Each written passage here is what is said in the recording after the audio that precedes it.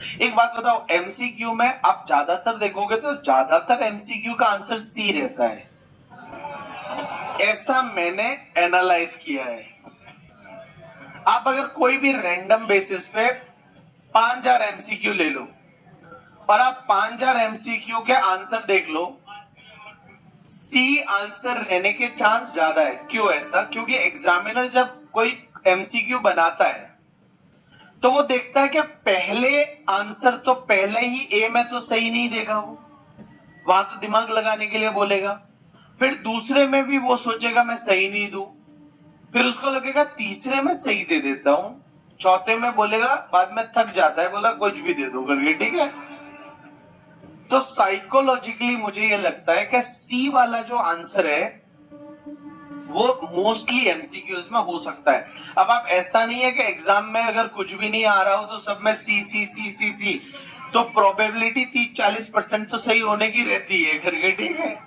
तो जैसे बाकी एमसी आपको लगता होगा 25% प्रोबेबिलिटी सी की रहती है, नहीं, मुझे ये लगता है सी की प्रोबेबिलिटी 35% रहती है, बाकी 65% ए बी और डी की रहती है।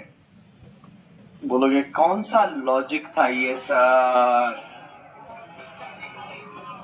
एक और चीज ध्यान रखना, एग्जाम में जब भी आप पॉइंट्स लिखते हो ना, पॉइंट्स, जैसे आप ऐसे कोई भी क्वेश्चन में आपको कुछ, जैसे लॉ के पेपर में या कई टेक्स्ट में तो नॉर्मली ऐसा होता नहीं, जहां आपको बहुत सारे पॉइंट्स लिखने होते हैं, तो आप जैसे लिखते हो 1 2 3 4 5 6 7 8, और मान लो 8 मार्क का क्वेश्चन है और आप ऐसे 8 पॉइंट लिख रहे हो, ये कभी भी 1 2 3 4 नहीं लिखने का, आपको लिखने का A B C D E F G H, ऐसा लिखने का। इससे फायदा क्या होता है कि जैसे मान लो 8 मार्क का क्वेश्चन है और आपने 7 पॉइंट लिखे हैं, तो आपको एग्जामिनर कितने मार्क्स देगा? 7 मार्क्स देगा। हाँ, क्योंकि उसको दिख रहा है आपने 7 पॉइंट लिखे हैं। बट अगर आप एबीसीडी लिखोगे तो उसको थोड़ी पता है कि जी 7वें नंबर पे आता है।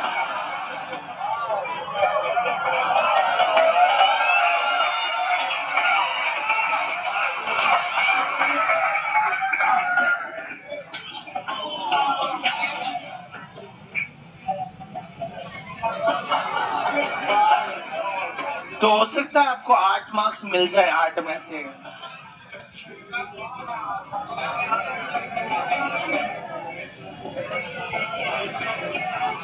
ये बोलता है 3 पॉइंट ही आते हो तो एबीसी लिखो। एग्जामिनर को पता चल ही जाएगा, देखते 3 ही लिखे हैं तुमने, ठीक है। अब 3 ही आ रहे हैं तो भाई कुछ नहीं हो सकता।